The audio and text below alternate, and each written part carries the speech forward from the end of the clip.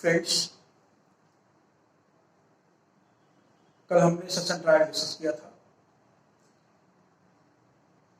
और हमने देखा था कि सेशन ट्रायल की जो बिगिनिंग होती है वो पब्लिक प्रोसिक्यूटर की प्रेजेंस में ही होती है, क्योंकि वो बड़ा ट्रायल है। सेशन ट्रायल की दूसरी इंपॉर्टेंट चीज होती है कि कोई भी मैटर सेशन कोर्ट के सामने या सेशन जज के सामने केवल मजिस्ट्रेट से होकर ही आता है, क्योंकि संज्ञान मजिस्ट्रेट लेता है, सेशन जज तो लेता ही नहीं है एक्सेप्ट सर्टेन कंडीशंस।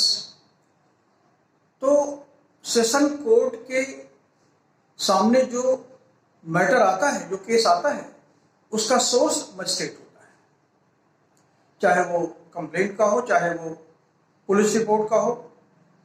और अल्टीमेटली सेशन कोर्ट जब ट्रायल करता है तो सेशन कोर्ट खुद अपना चार्ज फ्रेम करता है।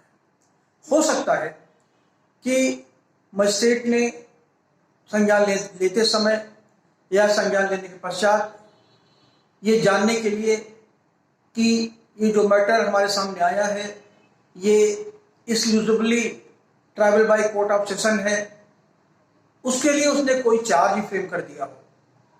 लेकिन अगर वो ये डिटरमिन कर लेता है कि चार्ज से लगता है कि जो पनिशमेंट चार्ज से बनता है वो हम नहीं दे सकते, तो उसे कंपल्सरीली सेशन कोर्ट के सामने ट्रांसफर करना होता है, उसे कहते हैं कमिटल। ये प्रोसीजर दिया गया सेक्शन 209 में। तो सेशन कोर्ट के सामने जो भी मैटर आता है वो थ्रू कमिटल आता है सेक्शन 209 में। अब हम शुरू करते हैं warrant trial. Warrant trial magistrate ही करता है और यहां एक एडवांटेज मजिस्ट्रेट को होता है, क्योंकि मजिस्ट्रेट के सामने जो भी मैटर आता है वो सीधे संज्ञान लेने के पश्चात चला आता है उसके पास, वो चाहे कंप्लेंट का केस हो, चाहे इन्वेस्टिगेशन का केस हो बाई पुलिस ऑफिसर। जब मजिस्ट्रेट के सामने कोई केस आता है तो या तो उसका सोर्स एफआईआर होगा, पुलिस रिपोर्ट होगी या कंप्लेंट होगा। तो जब हम वारंट ट्रायल डिस्कस करेंगे तो देखेंगे कि दोनों चैनल्स पर ट्रायल होता है, दोनों के जो सोर्सेज हैं, दोनों का प्रोसीजर है अलग अलग है। कंप्लेंट ट्रायल का अलग है और पुलिस रिपोर्ट या पुलिस ट्रायल का अलग है। जो पुलिस के रिपोर्ट पर जो मजिस्ट्रेट ट्रायल होता है, जो वारंट ट्रायल होता है, वो ऑलमोस्ट सिमिलर है सेशन ट्रायल के, इसलिए उस पर बहुत ज्यादा अलग से एलोबरेट करने की जरूरत नहीं है। वारंट ट्रायल सेक्शन 238 से लेकर 243 तक पुलिस रिपोर्ट ट्रायल है। सेक्शन 238 टू 243 के प्रोविजंस में जो ट्रायल का मैकेनिज्म है वो पुलिस रिपोर्ट के बाद डिटरमिन होता है, उस पर बेस्ड होता है। और ये प्रोसीजर बिल्कुल सिमिलर है सेशन ट्रायल के। सेक्शन 238 में मजिस्ट्रेट के सामने कोई केस आता है और मजिस्ट्रेट फिर चार्ज फ्रेम करता है, चाहे तो डिस्चार्ज कर दे। अगर डिस्चार्ज कर देगा तो अक्यूज्ड के अगेंस्ट प्रोसीडिंग्स नहीं बढ़ेंगी। अगर चार्ज फ्रेम करेगा तो प्लीड्स गिल्टी होगा। प्लीड्स गिल्टी करने पर मजिस्ट्रेट को डिसीजन होता है कि वो अक्यूज को कन्विक्ट कर दे, कन्विक्शन वही कर दे। अगर वो प्लीड्स गिल्टी नहीं करता तो ट्रायल को आगे बढ़ाता है। जब ट्रायल फर्दर प्रोसीड करेगा तो सबसे पहले वो प्रोसिक्यूशन के विटनेसेस को बुलाएगा। इसके बाद अगर प्रोसिक्यूशन विटनेसेस से वो सेटिस्फाइड नहीं होगा, अगर उसे लगता है कि नहीं एविडेंसेस कम दिए हैं प्रोसिक्यूशन ने, तो उसका एक्विटल भी कर देगा। और अगर एक्विटल नहीं करेगा तब यहां पर ठीक उसी तरह डिफेंस इंटर करेगा अक्यूज के विटनेसेस आएंगे जैसे सेशन ट्रायल में आए थे। इसके बाद दोनों का आर्गुमेंट होता है, आर्गुमेंट बाद में जजमेंट हो जाता है। तो ये जो प्रोसीजर दिया गया है सेक्शन 238 टू 243 में, इसको रिपीट करने की जरूरत नहीं है, सेक्शन आप देख लीजिएगा, प्रोसीजर बिल्कुल वही है। सेक्शन 238 में मजिस्ट्रेट के सामने मैटर आया, फिर 239 में डिस्चार्ज किया, 240 में चार्ज किया, इसी तरीके से 243 का जो प्रोविजन है उसमें ही डिफेंस इंटर करता है। मजिस्ट्रेट ट्रायल जब शुरू होता है तो क्योंकि मजिस्ट्रेट होता है केवल, पब्लिक प्रोसिक्यूटर नहीं होता, इसलिए मजिस्ट्रेट की ड्यूटी बनती है कि ट्रायल शुरू करने से पहले वो इंश्योर कर ले कि सारे डॉक्यूमेंट्स उसके पास आ गए हैं या नहीं आ गए हैं। ये requirement warrant trial on police report पर काफी हैवी होती है और इसे कहते हैं सेक्शन 207 की रिपोर्ट। और इसीलिए वारंट ट्रायल तभी शुरू होता है जब उसके सामने सेक्शन 207 की रिपोर्ट आ जाती है। सेक्शन 207 रिपोर्ट में वही कुछ होता है जो पुलिस इन्वेस्टिगेशन के समय अपनी केस डायरी में लिखती है। इन्वेस्टिगेशन में जो विटनेसेस के एग्जामिनेशन होते हैं, सेक्शन 164 का कन्फेक्शन होता है, कैसे कैसे स्पॉट में प्रोसीड किया था, पूरा डिटेल और record, police report, case diary plus उसके जो भी कमेंट्स हों उसे कहते हैं सेक्शन 207 की रिपोर्ट। तो जब वारंट ट्रायल होता है तो सेक्शन 207 की रिपोर्ट जरूर होती है। अब जो बेसिक डिफरेंस आता वारंट ट्रायल में वो आता है वारंट ट्रायल ऑन कंप्लेंट। अब आपको मैंने बताया कि सेक्शन 243 तक का जो ट्रायल है बिल्कुल उसी तरह होता है जैसे सेशन कोर्ट के सामने होता है warrant trial on police report. अब 244 से लेकर के 247 तक के प्रोविजंस ये exclusively they are devoted to warrant trial on complaint. तो अगर कंप्लेंट पर कोई ट्रायल होगा तो वो शुरू होगा सेक्शन 244 से, 238 से नहीं। 238 से ट्रायल शुरू होगा केवल वही जो पुलिस रिपोर्ट ट्रायल होगा। जब कंप्लेंट का ट्रायल होगा तो उसकी जो बिगिनिंग होगी वो सेक्शन 244 से होगी और चलेगी 247 तक। अब बेसिक डिफरेंस आप देखेंगे कि warrant trial on police report और वारंट ट्रायल ऑन कंप्लेंट। तो हमने देखा था सेशन ट्रायल में भी और मजिस्ट्रेट वारंट ट्रायल में भी ऑन पुलिस रिपोर्ट क्या होता है। सबसे पहले अक्यूज और प्रोसिक्यूशन को सुना जाता है, इसके बाद डिस्चार्ज कर सकते हैं या उस पर चार्ज फ्रेम कर सकते हैं। चार्ज फ्रेम करने के बाद प्लीड्स गिल्टी होती है। प्लीड्स गिल्टी के बाद अगर ट्रायल नहीं होता तब प्रोसिक्यूशन के विटनेसेस आते हैं और उसके बाद डिफेंस के विटनेसेस आते हैं। लेकिन यहां आप देखेंगे कि कंप्लेंट केस में सब स्टेप को बाईपास कर दिया है। सीधे सीधे जब सेक्शन 244 में कोई मैटर मजिस्ट्रेट के सामने आया तो सेक्शन 244 में ही मजिस्ट्रेट प्रोसिक्यूशन से कहेगा जो कुछ तुमको एविडेंस लाना हो, जिस विटनेसेस को बुलाना हो बुला लो। तो आप देखिए कि चार्ज फ्रेम होने के पहले ही प्रोसिक्यूशन का एविडेंस आ गया, प्रोसिक्यूशन का विटनेस आ गया, जबकि warrant trial on police report या सेशन ट्रायल में बहुत लेटर स्टेज पर आता है प्रोसिक्यूशन का विटनेस। जब प्लीड्स गिल्टी नहीं होता, एक्विटल भी हो सकता है, तब उस स्थिति में पोजीशन आती है प्रोसिक्यूशन की इंटर करने की। मगर यहां पर सेक्शन 244 में सीधे एंट्री हो रही है प्रोसिक्यूशन की। ऐसा क्यों है? इस स्टेप को छोटा करने के लिए।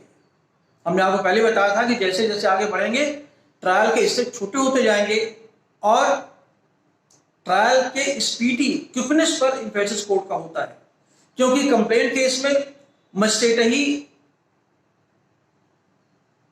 खुद एग्जामिनेशन करता है कि कंप्लेनेंट का सेक्शन 200 में या 202 में, इसलिए सारा कुछ नॉलेज प्रिजम्पशन होता है उसे कुछ होगी, उसके पास सारे डॉक्यूमेंट्स होंगे, इसलिए बहुत सारे स्टेप को बाईपास करता है। तो सेक्शन 244 में सबसे पहले उसने जैसे केस उसके सामने आया, उसने प्रोसिक्यूशन से कहा आप सारे विटनेसेस को ले आइए। जब सारे विटनेसेस आ गए तो अक्यूज से कहेगा इनको एग्जामिन करो, अक्यूज का भी एग्जामिनेशन कर सकता है, और अभी प्रोसिक्यूशन के विटनेसेस के बेसिस पर ही वो अक्यूज को डिस्चार्ज कर देगा, कर सकता है, कर देगा नहीं, कर सकता है, डिस्चार्ज कर सकता है सेक्शन 245 में। और यहां तक कि अगर अक्यूज का एग्जामिनेशन ना भी हो, केवल प्रोसिक्यूशन के विटनेसेस आ जाए और कोर्ट को लगता है कि कोई मामला नहीं बनता, उस स्टेज पर भी बिना अक्यूज को एग्जामिनेशन किए बगैर, अभी अक्यूज के विटनेस का सवाल नहीं है, अक्यूज का केवल एग्जामिनेशन होता है, और एग्जामिनेशन किए भी बगैर वो अक्यूज को डिस्चार्ज कर सकता है सेक्शन 245 में। अब सेक्शन 245 में डिस्चार्ज नहीं होता, तब कहानी आगे बढ़ती सेक्शन 246 में। अब यहां पर आप देखेंगे कि एक ही सेक्शन में सेक्शन 246 के डिफरेंट क्लासेस में कई स्टेप पूरे हो जाते हैं। जैसे 246 में अगर चार्ज फ्रेम कर दिया, अब 245 में डिस्चार्ज किया था, अब अगर चार्ज फ्रेम करेगा तो सेक्शन 246 में करेगा। सेक्शन 246 में करेगा अगर चार्ज, याद रखिएगा वही एविडेंसेस है, वही विटनेसेस हैं जो सबसे पहले कोर्ट के सामने लाए गए हैं, जो प्रोसिक्यूशन ले आया है, उन्हीं एविडेंसेस के बेसिस पर अक्यूज को चाहे वो डिस्चार्ज करे, चाहे चार्ज फ्रेम करे। अगर डिस्चार्ज नहीं करता तो चार्ज फ्रेम करेगा, चार्ज फ्रेम करेगा, फिर सारे स्टेप वही हैं, सेक्शन 246 में ही है, तो कोई नया सेक्शन नहीं बन रहा यहां पर। अक्यूज अगर प्लीड्स गिल्टी करो, अगर प्लीड्स गिल्टी करेगा तो कन्फेशन करेगा, उसका कन्विक्शन करेगा, और कन्विक्शन अगर प्लीड गिल्टी नहीं करता तो फिर अब यहां पर इंपॉर्टेंट पॉइंट अगला स्टेप है, अगर वो प्लीड्स गिल्टी नहीं करता तब वो अक्यूज से कहेगा, डिफेंस से कहेगा कि जो विटनेसेस, जो एविडेंस सेक्शन 244 में आया हुआ है पहले, अब नया गवाह नहीं लाना आपको, इसमें नया कोई एविडेंस नहीं देने की पावर है, राइट है, बल्कि उन्हीं विटनेसेस के बेसिस पर, उन्हीं एविडेंसेस के बेसिस पर जो सबसे पहले कोर्ट के सामने आए हैं सेक्शन 244 में, कोर्ट कहेगा उनको अगर आप चाहें तो क्रॉस एग्जामिनेशन करें। अगर कुछ और लाना होगा, कुछ विटनेसेस और लाना हो तो आप ले आइए, उनकी परीक्षा करेंगे जैसे परीक्षा होती है, नहीं तो 246 में ही सब कुछ खत्म होगा। और अगर कुछ रह जाता है, कोर्ट को लगता है कि नहीं अभी और हमें एविडेंस चाहिए, अगर चाहिए तो सेक्शन 247 तब आएगा, नहीं तो 247 नहीं आएगा। हो सकता है कि उसे अक्यूज के गवाहों की जरूरत ही ना हो, उसके विटनेसेस की जरूरत ना हो, अगर विटनेसेस वो बुलाता है तो 247 में बुलाएगा, डिफेंस इंट्रोड्यूस करेगा। तो हमने देखा था कि warrant trial on police report में ये स्टेज सेक्शन 243 में थी, जब डिफेंस इंटर करेगा, मगर यहां पर सारे इसको क्लब कर दिया गया है, एक साथ कर दिया गया है, इसलिए सेक्शन 247 की अगर जरूरत पड़ती है, अगर अक्यूज के विटनेसेस की जरूरत पड़ती है तब तो बुलाता है, नहीं तो जो एविडेंस उसके सामने आए हैं उन्हीं को एग्जामिन करके अक्यूज एग्जामिन कर लेता है, वहीं आर्गुमेंट हो जाता है उसी में।